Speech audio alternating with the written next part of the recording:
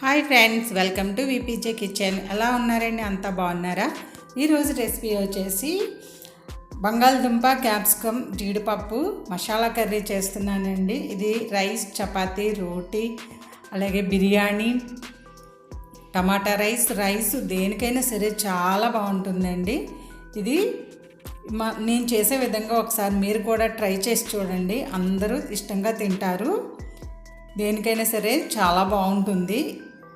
అలాగే ముందుగా మన ఛానల్ ఎవరైనా చూస్తూ ఉంటే ప్లీజ్ నా ఛానల్ సబ్స్క్రైబ్ చేసి సపోర్ట్ చేయండి. మీరు ఇచ్చే లైక్స్, కామెంట్స్ వల్ల నా ఛానల్ అనేది ముందుకెళ్తుంది. ప్లీజ్ సపోర్ట్ చేయండి.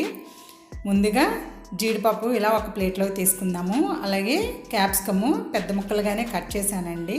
మరి చిన్నవి కాకుండా కొంచెం పెద్ద సైజు ఉంటే బాగుంటుంది. అలాగే బంగాళదుంపలు కూడా పీల్ తీసేసి ఇలా కట్ చేసి పెద్ద ముక్కలుగానే కట్ చేసి వాటర్లో వేసాను. పచ్చిమిర్చి, ఆనియన్స్ కట్ చేసి పెట్టానండి పక్కనే.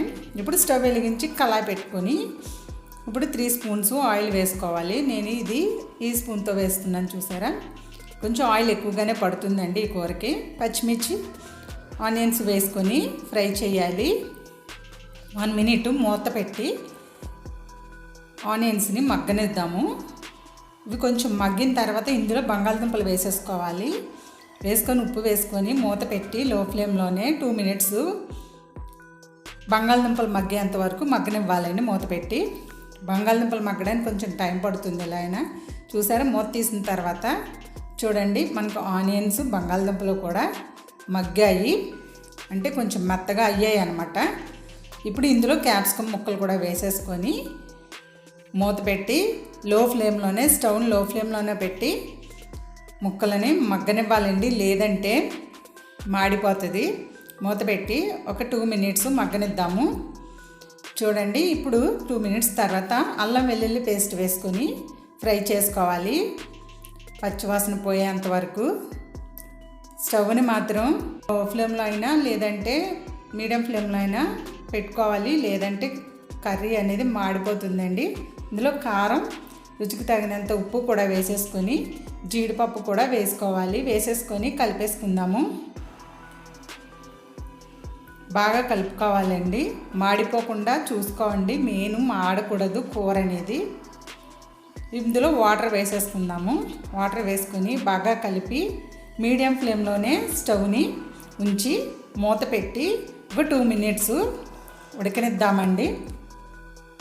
హై ఫ్లేమ్లో పెట్టద్దు, మీడియం ఫ్లేమ్లోనే పెట్టుకోవాలి. ఇప్పుడు ఒక మిక్సీ జార్ తీసుకొని అందులో ఎండు కొబ్బరి 2 స్పూన్స్ ఏమో నువ్వులు వేసుకొని మెత్తగా గ్రైండ్ చేసుకోవాలి.